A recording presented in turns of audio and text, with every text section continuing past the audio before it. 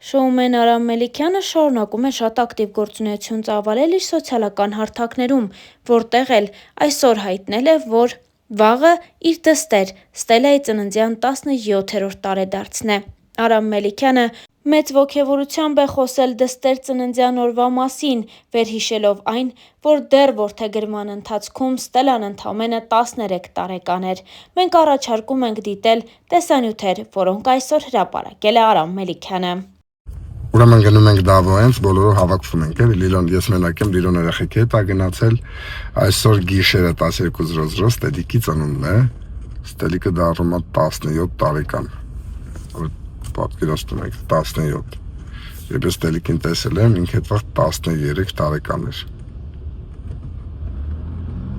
մյուս տարի չափը ասա, այո, 17, Գալուց առաջ ասում եմ, որ քո հետ հանդիպել էի 13 էիր, սա դառնում ես 17, հալի մի հատ պատմի է տորոստել, չպես որ են կողմ նայած էիր խոսում, են կողմ, հալակ նա են կողմ, ես Ստելլան եմ, էլ ձերդ իջացրու, պապալս պասի, հետո խոսա, ես պատմում էի ինձանից պլեյտայի եմ գնում, հետո շարունակի, Տենց Լսի, բայց նիհար է իր ժամանակ, չես տել։ բավական Հələ տիշերը կողմի։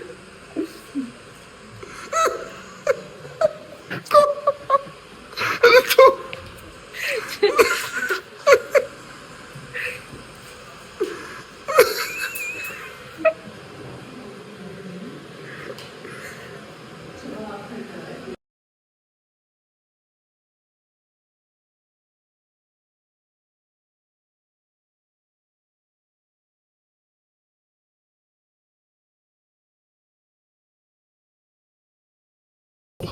Մերսի շնորհավորանքների համար, բոլորդ գրում եք կարծես Լիլիթի աղջիկը լինես, ես Լիլիթի աղջիկն եմ։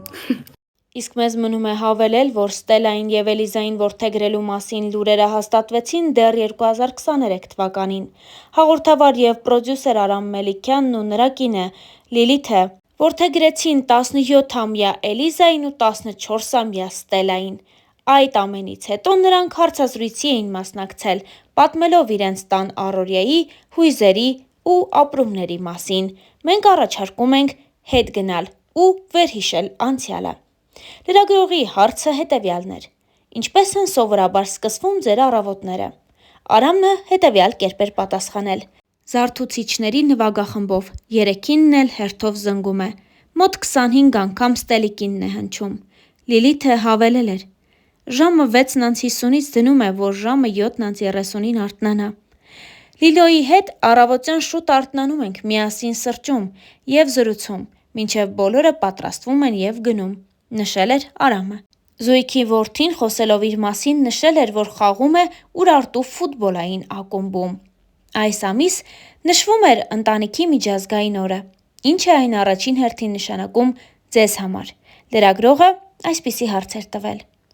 Եկեղեցում ասել եմ Տերը եւ լուրջ եմ վերաբերվում խոսքիս։ Ընտանիքում ամենակարևորը պատասխանատվությունն ու հոգատարությունն են, միմյանց նկատմամբ։ Ինչն էլ իմ հերթին անում եմ։ Լինում են դեպքեր, երբ Լիլոն է տեր, իսկ ես հնազանդ եմ դառնում։ Դերերը երբեմն փոխվում են։ Լիլիթը կատակեց. Այդ երբ է լինում։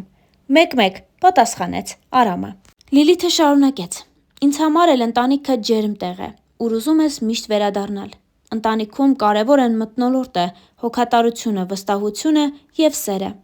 Վերջերս տարեդարձս էր, ու միասին գնացել էինք Դիլիջանում նշելու։ Բոլորով ինձ նվեր էին արել։ Այդ ընթացքում վայելել ենք անրիի անսպառ էներգիան։ Մեզ լիովին քամել է։ Իրականում ամեն ինչ շատ լավ է անցել։ Լրագրողը հաջորդ հարցը տվեց. Ձեր ընտանիքում վերջերս համալրում է եղել։ Աղջիկներ եք որդեգրել։ Ինչ զգացողություն է, երբ ընտանիքը ավելի մեծ է դառնում։ Տան մեջ կիսատաբատով էլ չեմ կարողանում քայլել։ Շատ հաճելի է։ Առաջ առանց Անրիի չէինք կարողանում, իսկ աղջիկներն էլ ավելի լեցուն են դարձրել մեր կյանքը։ Երբ Ստելլան ինձ գրկում է, հայրական այլ զգացողություն է։ Արդեն սովորել է, որ առանց ասելու էլ պետք է գրկի ինձ։ Լիլիթը հավելեց. Ինձ էլ է դուր գալիս, որ երեկոյան հավաքվելիս կամ հաց ուտելիս շատ ենք լինում։ Աղբն է շատացել, միայն դա սրտովս չէ, հումորով նշեց Արամը։ Պատասխանատվությունն է շատացել։ Հիմա Անրիից բացի մտածում եմ նաև Ստելայի և Էլիզայի մասին, բայց դա էլ է լավ կողմ, նշել էր Լիլիթը։ Իսկ աղջիկները ի՞նչ են իրենց հետ բերել ձեր տուն, որ մինչև այդ չկար ու կարիքն ունեիք։ Աղջիկ չունեինք։ Նրանց շնորհիվ ուրիշ ձև եմ սկսել սիրել, անչափ նրբանկատ եմ դարձել։ Գործողություններիս մեջ զսպվածություն է եկել, թեև պոռթկումներ էլի լինում են, բայց սիրելու նոր մակարդակին նրանց շնորհիվ եմ հասել։ Անրին ևս նշեց իր միտքը։ 4 տարի երազել եմ, որ քույրիկ կամ ապերիկ ունենամ, աղոթում էի, որ իրականանա։ Ստելան նույնպես մասնակցելով զրույցին նշել էր. Սկզբում անսովոր էր, բայց բոլորին միանգամից ու շատ սիրել եմ։ Իսկ ինչպես էիք եկել երեխաներ որդեգրելու որոշմանը։ Այս հարցին պատասխանեց Արամը։ 2011 թվականին Լիլիթն ասաց. Միշտ երազել է սեփական երեխաներից բացի ուրիշներին էլ մերը դարձնել։ Այդ միտքն այնքան դուրս եկավ, բայց մնաց արխիվում։ Մինչև տարիներ անց իրականացրեցինք։ 2016 թվականին մեր ընտանիքում բավական դժվար փուլ եղավ։ Լիլոն 5 ամսական հղի էր, բայց կորցրինք փոքրիկին։ Դրանից հետո նման մի դեպք էլ եղավ ու որդեգրման միտքը նորից ծագեց։ Բայց չէի ցանկանում, որ դա լրացնի այն մյուս բացը։ Սպասեցինք այդ էջը փակվեց և 2020 թվականին համավարակի օրերին նորը բացեցինք։ Բավական ազատ ժամանակ ունեինք, որ միասին անցկացրեցինք։ Զգացինք, թե որքան լավ բան է ընտանիքը։ Այդ ընթացքում 2 որոշում կայացրինք՝ զարգացման կենտրոն բացել և երեխա որդեգրել։ Լիլիթը հավելեց. Մինչև ամուսնանալը երևի ֆիլմերի ազդեցությամբ էր նման միտք առաջացել։ Իսկ հետո ընկերներ ունեինք, որոնց երեխային հաճախ էի պահում։ Զգացի, կարող եմ ուրիշի երեխային սեփականի պես սիրել, դրա համար էլ համոզված էի, որ կկարողանանք։ 2021 թվականին արդեն որոշել էինք թղթերը տալ քաղաքապետարան, բայց մի դեպք եղավ, որը բեկումնային դարձավ ինձ համար, ինչի մասին քիչ հետո կպատմեմ։ Այդ ընթացքում զանգ ստացա մի հիանալի կենտրոնից։ Նագաշյան սոցպատասխանատու Տիկին Գայանեն հրավիրեց իրենց միջոցառման հաղորդավարը լինել։ Երբ իմացա կենտրոնի գործունեության մասին, սիրով համաձայնեցի անվճար վարել։